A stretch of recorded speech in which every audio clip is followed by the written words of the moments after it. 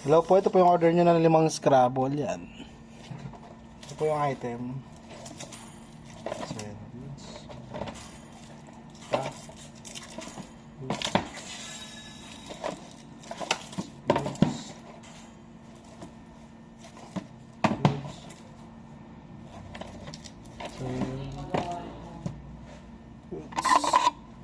So, magkakat lang tayo sa panghabol na para dalawang patong.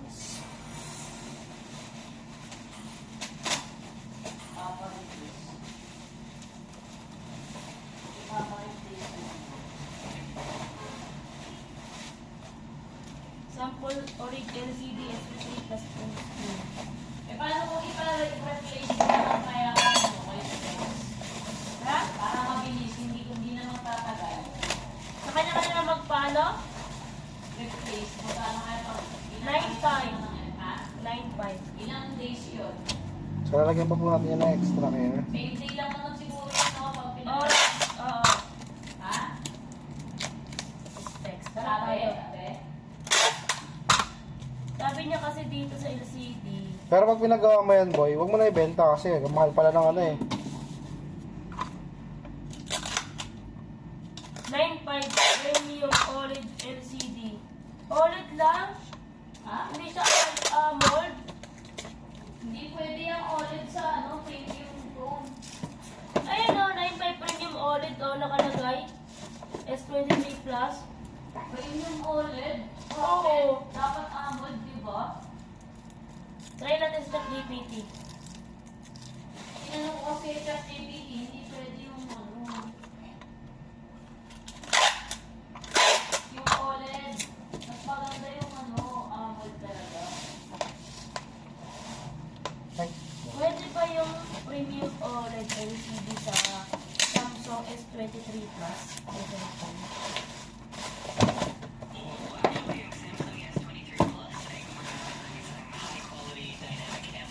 Display na halos katulad din ng premium OLED technology.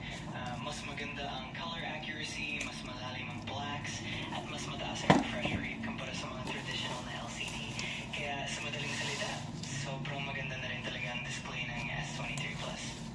Oo. Pwede, boy. Pwede pa rin. Pwede ang kaso. Oo naman, kaya kung naghahanap ka ng magandang display para sa phone, sulit na sulit ang S23 Plus. Kung may iba ka pang tanong or gusto mo pang malaman, sabihin mo lang. Sa magkano mag-range ang mga premium OLED na LCD for S23 Plus?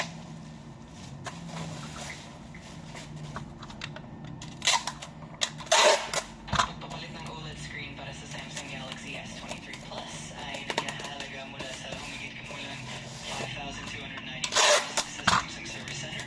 Sa mga independent repair shops, maaaring umabot mula 50,000 pesos hanggang 20,000 pesos. Sa mga online retailers tulad ng Lazada, may mga DIY screen replacement kits na mula 5,700 Mahal pala talaga. hanggang 5,999 pesos. Mainam pa rin sa autoreselling service center para sa eksaktong presyo at kalidad ng pyesa. Premium sana magandang ipalit na OLED. Samsung S23 Plus. Tama, kung maghahanap ka ng premium na OLED replacement, mas maganda kung kukuha ka mula sa mga original na pyesa o sa mga kilalang third-party providers na may magandang reputasyon. Sa ganitong paraan, masiguro ka na rin sa kalidad at tibay ng display ng S23 Plus. Oh. Okay, thank you. Ganda. Doon na nga lang sa kilala sa specs. Ano na, premium OLED na yun eh.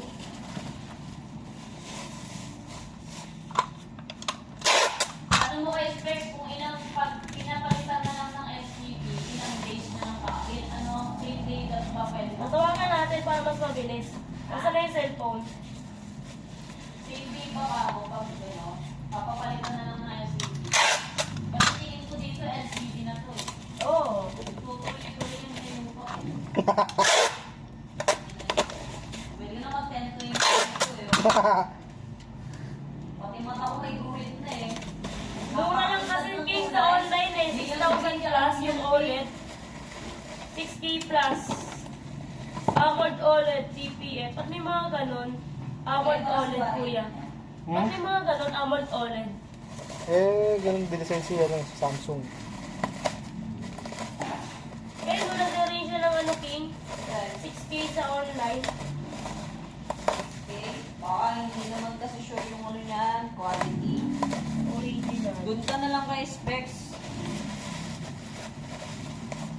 Medyo magbabago lang siya ng sa screen. Di ba?